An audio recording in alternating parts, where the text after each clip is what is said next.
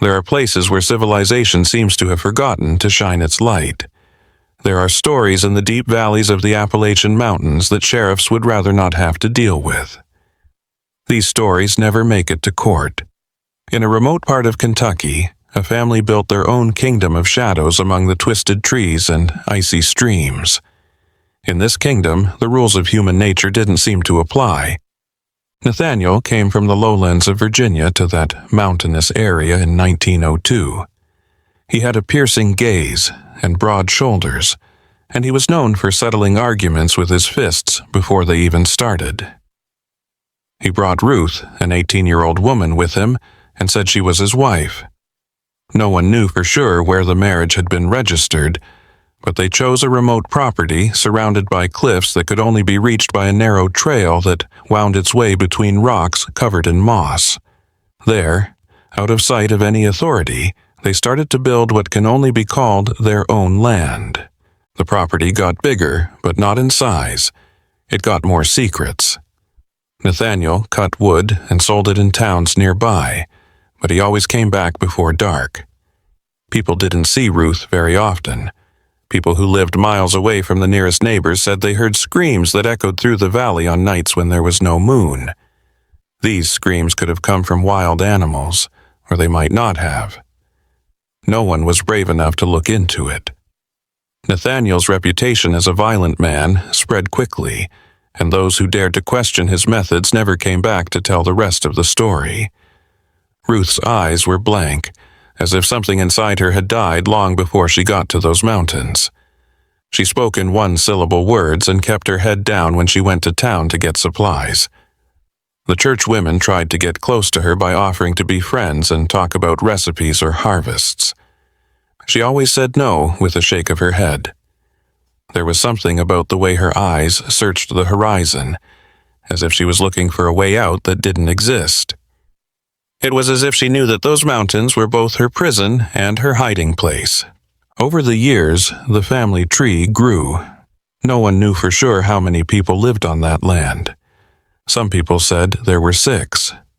Others said they had seen at least 10 different shapes moving between the trees at dusk. Everyone agreed that none of those people ever came to the city. Nathaniel was the only one who made the trips. He always went alone, in silence, and with that look that seemed to hold secrets too deep to be spoken. In the winter of 1908, a storm hit that area of the Appalachian Mountains and cut it off from the rest of the world. Snow covered the trails and turned the valley into a white maze that was quiet. During these weeks of being alone, the rumors started to become more real. A hunter who went down the slopes to look for deer said he saw something strange. Marks in the snow that looked like dragging, not walking, that showed that something was moving between Nathaniel's property and a cave nearby. Thomas Webb, a farmer, decided to look into it himself when the ice finally melted in the spring. He thought someone had broken into his barn because he had lost some important tools over the winter. The path took him right to that sad piece of land. Thomas knocked on the door of the main cabin, but no one came to the door. He could hear movement inside, like whispers and footsteps that weren't very loud. Nathaniel came out when the door finally opened. He had an axe for chopping wood. He didn't say anything. He just looked at Thomas in a way that made it clear he didn't want to talk. The farmer took a step back, mumbled an excuse, and went down the mountain faster than he had come up. But Thomas Webb was not the type to stay quiet. He told other people in the neighborhood about his experience at the local tavern. He talked about the strange smell coming from the property, which was a mix of smoked meat and wet earth. He said that boards nailed to the inside of the windows blocked any view of the inside. And most of all, he talked about Ruth. He had seen her sitting in a dark corner with her eyes fixed on nothing through a crack. She looked like a wax figure with no feelings at all. As time went on, stories piled up like dead leaves in the fall. A traveling salesman said that when he passed by the property, he heard strange noises coming from a shed in the back. He said the noises were long, almost musical moans. Another traveler said he tried to ask for water on a hot afternoon and was met by someone who looked like Nathaniel or Ruth, but wasn't. This person had similar facial features but looked even more distant. This person didn't say anything. They just pointed to the trail, which meant they should leave. William Hartley, the county sheriff, started getting official complaints. These weren't direct accusations of crime. They were reports of strange behavior.